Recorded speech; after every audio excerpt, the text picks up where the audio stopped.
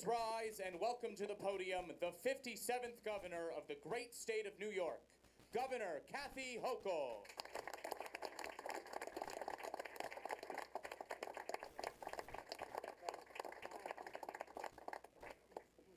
Hey, Governor. Good to see you. Good to see everybody. All right. Nice to see you. Please sit down. Good morning, everyone. I want to acknowledge an extraordinary array of individuals who've come together with a sense of purpose and the realization that this moment in time calls for action. And I want to thank our Police Commissioner Jessica Tisch in the City of New York, doing an extraordinary job. You'll be hearing from her momentarily, as well as my adopted home in Albany, our Commissioner of Police, Brendan Cox, our police chief. We also have members of our district attorneys, District Attorneys Association. I'll be speaking to them as I leave here this afternoon, and thankful for their support as well. We have our local district attorneys from the city. We also have traveled here, Bill Fitzpatrick from the Onondaga DA's office up in near Syracuse. We also have the newly elected head of the New York State Sheriff's Association, and that is Juan Figueroa, and many other partners in law enforcement. And I'm always grateful to them every day of the week for what they do for us. So our police chiefs, our district attorneys, our faith leaders, thank you for reminding us of the presence of God in our lives and how we are all here to protect God's children. And as well as our advocates. I am so proud of the work you do. You really give me hope when I see how you're out there in the cold and in the heat over the summer, and just out there doing what you know we are called to do at this time. From day one, keeping people safe has been my #1 priority. For 4.5 years, I have partnered with law enforcement leaders across the state. As I mentioned, many of them are joining us here today. We've worked hard to drive down crime, reform our laws, and provide more tools to put criminals behind bars, those who would do harm to our communities. But all of us have a core belief that public safety must be pursued lawfully, transparently, and with humanity. And yet these very principles have been abandoned by our federal government and our immigration officers. In every corner of our state, New Yorkers are feeling traumatized and stunned as they watch federal agents carry out unspeakable acts of violence in a country they no longer recognize. They're questioning whether our own federal government, their own federal government, is there to help them or to hurt them. And for weeks, our eyes have been turned to the horrors unfolding in the streets of Minneapolis, where federal agents murdered Alex Preddy, 37-year-old American citizen, an ICU nurse at a VA hospital, a protector and a patriot. Earlier this month, in that same city, federal agents shot Renee Good in the face as she was looking to leave in her vehicle. A mother of 3 killed in cold blood. For what? Exercising her First Amendment rights. And yesterday, Minneapolis Mayor Jacob Frey implored fellow leaders around the country to speak up because they know their county, their city, their state could be next. We hear that call. We have heeded that call. And both the Minneapolis murders and the Trump administration's response to those murders has been nothing short but callous and yet sadly predictable. What do they do first? Step 1, deny responsibility. Step 2, smear the victims. Call them domestic terrorists without a shred of evidence. And step 3, tell the American people not to believe what they're seeing with their own eyes. Someone should alert the White House that in a democracy, the government does not get to rewrite reality after the fact. Not here in this country. And what has become so apparent, that this is not just about immigration policy. This is about a blatant, dangerous abuse of power. And I'm so much so that I'm reminded of Thomas Paine's sentiments. Anyone's watching Ken Burns' American Revolution. Tyranny, like hell, he said, is not easily conquered. That's true. but they conquered it 250 years ago. We are called to act in this moment of tyranny.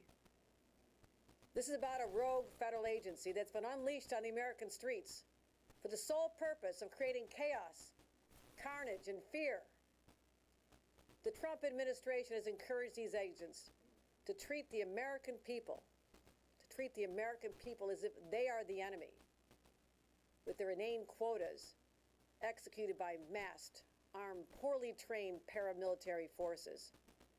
They've created a culture that has no restraint, where calls for accountability are sneered at, and where violence against American citizens is normalized. Nationwide, over the last 13 months, ICE has detained hundreds of individuals, including thousands of individuals, including hundreds of U.S. citizens. Dozens of people have died in their custody.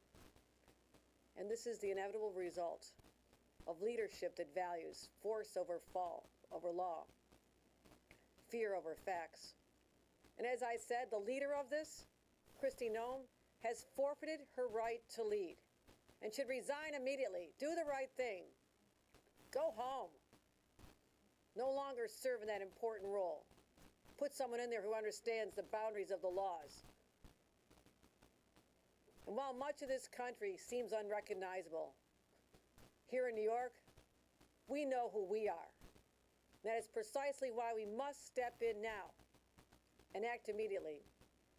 Now, as I said, my top priority is protecting New Yorkers.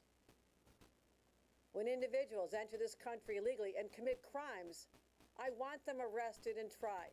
If they're convicted, they must be imprisoned and deported.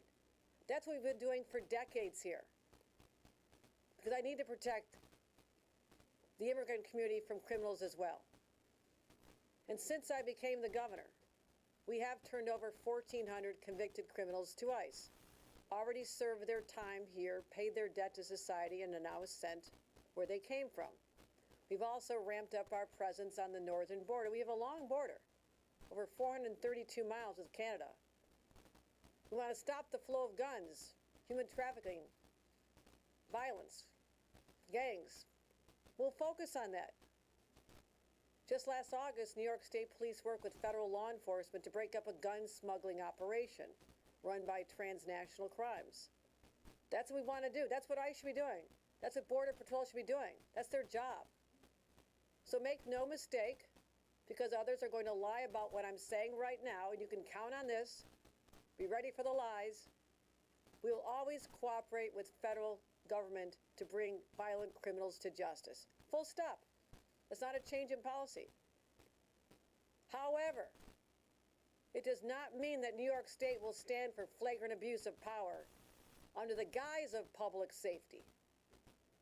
Now, under current law, federal law, which says it is subject to state and local laws, check this out, ICE can enter into formal agreements with local law enforcement agencies to use their offices, their personnel, their jails, and other resources to do ICE's job. Now, what this means is they're doing ICE's job, and instead of focusing on their own job, which is keeping their communities safe. Local police officers ordered to serve as ICE agents, harassing innocent people and ripping families apart in their own communities. Now, it's not like ICE needs the help. Okay? Not long ago, they were a $6 billion agency. Now they have over $85 billion at their disposal, right? That's half my budget. So they have what they need. So don't buy in the argument we have to be there because ICE needs the help. They do their job, although I don't like the way they're doing their job, but don't expect our local law enforcement to team up with them because we have other responsibilities for our local law enforcement. They should not need local police to do their jobs. That's why today I'm proposing a new law that'll ban these agreements. We call it the Local Cops, Local Crimes Act. Very simply, local police focus on local crimes, focus on protecting our streets, And I'll work closely with my partners in the legislature to get this passed as quickly as possible. So we'll find more ways to protect our communities, because we see what happens when the lines get blurred.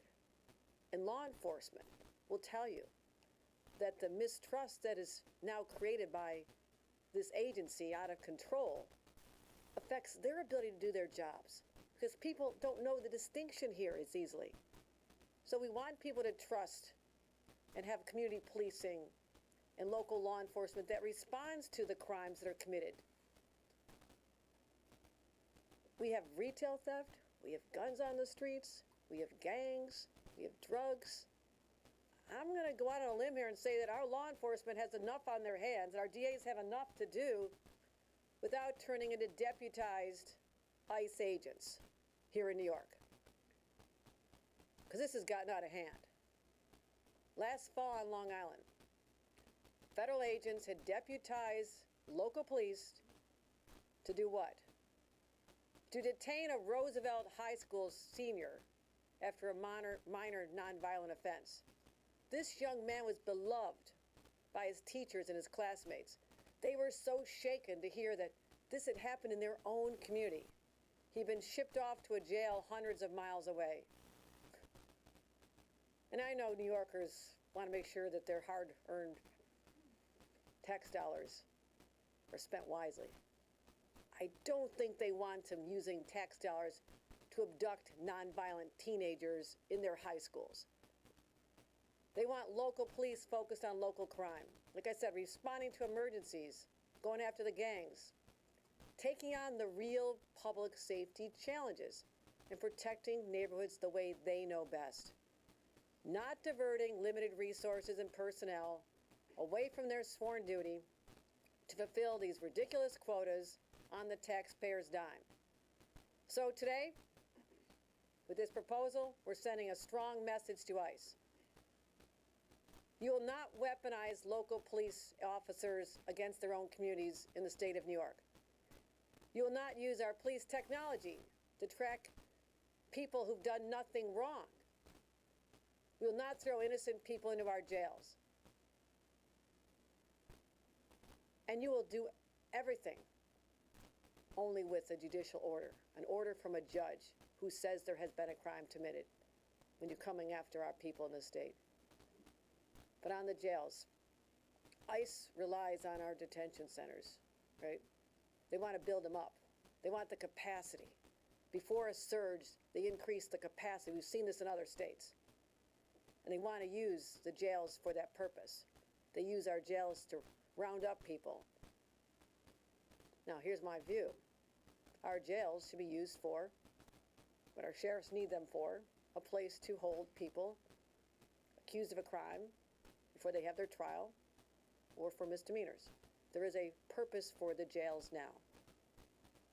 But cutting off access to our jails to ICE agents will make it harder for them to operate these large-scale operations, which they're building up to try and do right now in the state of New York.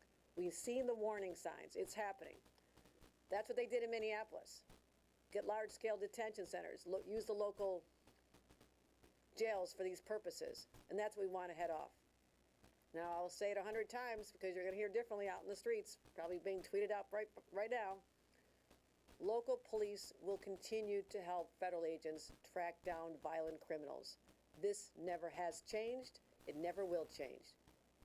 But what I don't want them doing, and they will no longer do, is aid armed forces who think they can occupy our streets, scare our children, round up our neighbors separated and rounded up just because of the color of their skin.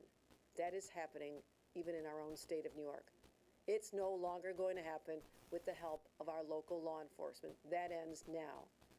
Now, today's actions builds on the promises I made in my State of the State address just a couple weeks ago, which clearly state, anytime your constitutional rights are violated, anytime federal agents operate outside the scope of law, New Yorkers should be able to hold them accountable in court. They already do for local and state officers. Why are the federal agents exempt from this? No longer in the state of New York. And as I said, no one is above the law. we also want to have sensitive locations. I laid out a series of sensitive locations that will be off limits to ICE civil immigration enforcement unless they have a warrant signed by a judge. I will repeat this because they need to hear this.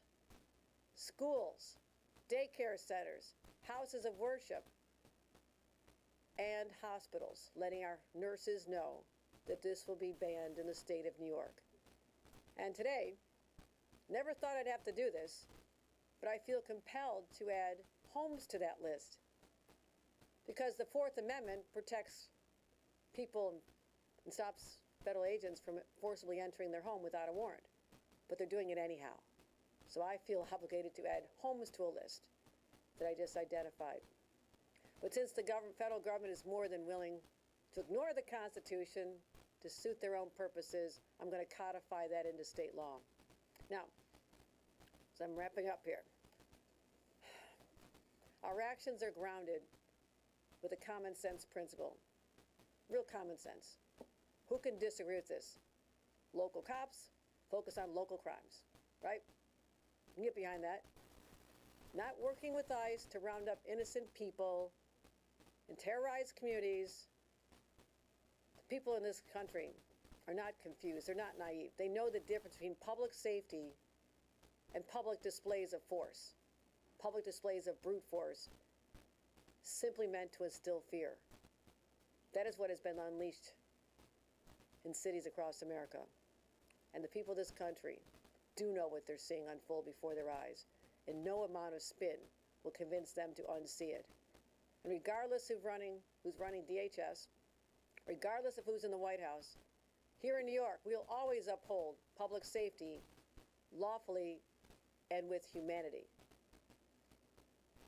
To paraphrase Benjamin Franklin when he was asked what form of government they just created, he said, "We created a republic if you can keep it. If you can keep it." I never thought in my lifetime that republic would be so fragile. Our democracy being ripped apart at the seams. To the patriots of 250 years ago and the patriots of today, some in this room, I'm here to say we intend to keep our republic and our democracy strong. Now, anyone who believes that eliminating these agreements between ICE and local police will somehow make New York less safe, you're going to hear that one too, mark my words, you ought to listen to our next speaker. New York City Police Department does not have an agreement with ICE. And guess what? Crime is hitting record lows. They have one of the greatest police departments in the world. They know their lane. They know what they do. They're not turning into ICE agents, terrorizing the streets and the people that they're trying to build trust with. That's not how it works. And we are so fortunate that this department is led by an incredible commissioner who's committed to doing it the right way. Ladies and gentlemen, I present to you New York City Police Commissioner Jessica Tisch. Thank you.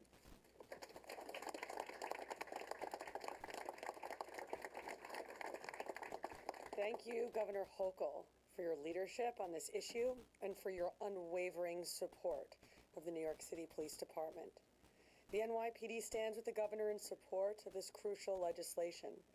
Plain and simple, in 2026, local police departments should not be turned into federal immigration agents or pushed into responsibilities that undercut effective local policing.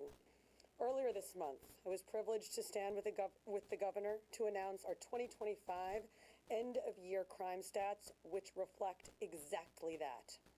The lowest number of shooting incidents and shooting victims on record. The safest year on our subways outside the pandemic years since 2009. Major crime down in all 5 boroughs. That is the direct result of this department doing the work that we are tasked with, focusing on crime and public safety. Now let me be clear. The NYPD does not engage in civil immigration enforcement, period. We do not ask people about their immigration status, and we do not do civil immigration enforcement on behalf of the federal government. At the same time, that approach has never prevented us from working closely with federal partners. the FBI, the DEA, for example, on serious criminal matters. We have deeply important partnerships with federal agencies, and we work side by side with them on a variety of cases that are vital to public safety, including terrorism, violence, guns, and gang cases, regardless of the subject's immigration status. That cooperation is important, and it continues, and this legislation does not interfere with that work. But when federal immigration operations come into a city and generate fear, anger, unrest, local police do not get to walk away from the consequences. They are the ones who stay, who respond to the next 911 call, who work to keep neighborhoods stable, and who have to rebuild trust that may have been damaged by actions that they themselves did not take. That makes the job harder and our communities less safe. Let me be clear, the NYPD is committed to doing the work and building the trust that will ensure the safety of every New Yorker. So thank you again, Governor Hochul. We appreciate your partnership on this issue and your continued commitment to public safety. I'll now introduce Albany Police Chief Brendan Cox.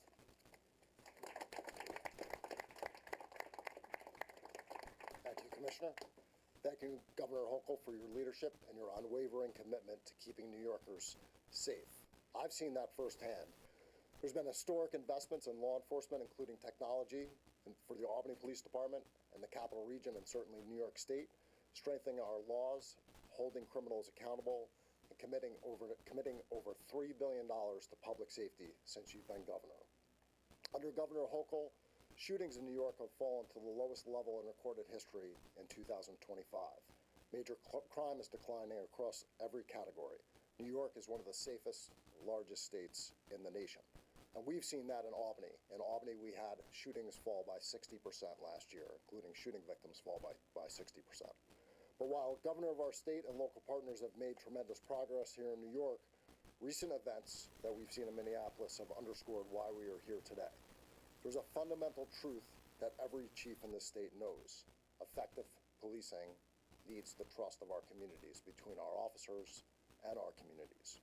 That trust is being eroded and broken as innocent American citizens have been killed under the guise of enforcing federal immigration law.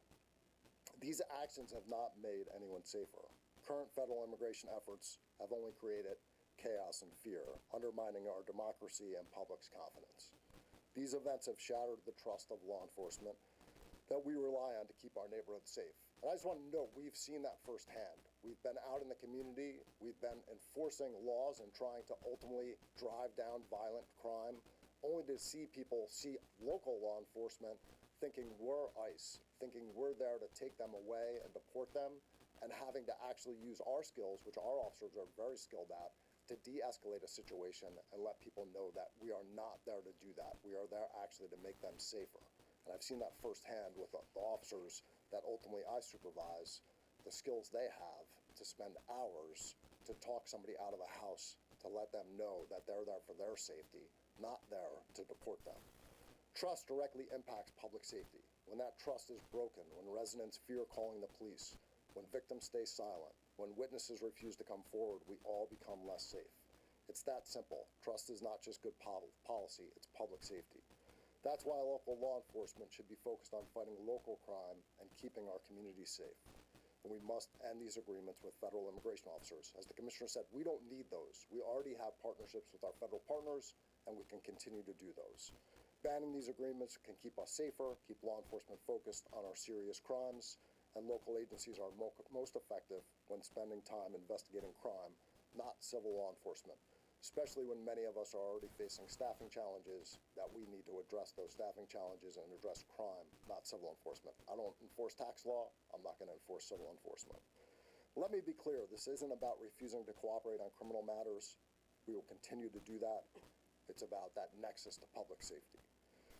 Let me add, no one is above the law. Not me as a police chief, not the district attorneys we stand with here today, but especially also not our federal agents.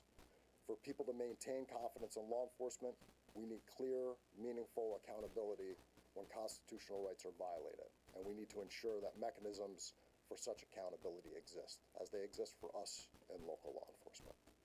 State and local officers are already held to these standards, and the governor's proposal simply ensures federal officers operating in New York are held to these same standards. Lastly, we must preserve the institutions our communities depend on. For decades, under administrations of both parties, federal policy limited warrantless immigration enforcement in schools, hospitals, and houses of worship. Our communities are centered around these places, and New Yorkers should be able to take their children to school, seek medical help, and worship in peace. Professional policing must be the rule, not the exception. That means officers who de-escalate, respect rights, and who understand their authority come with responsibility. Governor Hochul's proposals are about ensuring every community in New York can trust law enforcement at every level, and that we operate with professionalism, accountability, and respect. That is the standard we hold ourselves to every day, and that's the standard for everyone who wears a badge in our great state. Thank you.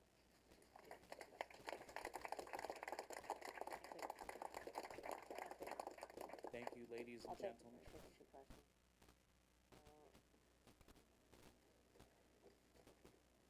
I'm happy to take questions, but I just want to say, right before I came out here, I read an account that has still left me very disturbed. That in a state in America, there was a young couple that had just taken their 1-month-old baby to apply for a U.S. passport as a U.S. citizen. And ICE agents surrounded the vehicle, pulled over. Bitter cold, they smashed the driver's side window to extract the father and left the mother and the baby surrounded in glass inside the vehicle, left them alone in the cold, bitter temperatures. A 1-month-old? Freezing? I'm a mom, I'm a grandma, I got a six-month-old grandbaby. You know how hard people work to save and protect their children? And you expose them like that? My God, what has happened to this country? What has happened here? We're taking steps today. We're standing up and saying who we are. But can we just remember we're America? We once were so admired by the rest of the world, and now we're ashamed? Mr. President, can we just stand down the assault on the American people and our children and our babies? Can we just stop? There's a lot of other issues. Let's focus on driving down prices and helping people get health care and taking care of them, giving them homes, helping with their utility bills. We have so much we have to do to help people. But stories like this make you just question who we are. And this country has become unrecognizable. But in New York, we know who we are. We will stand up. We will change the laws to make sure that people know we will protect them.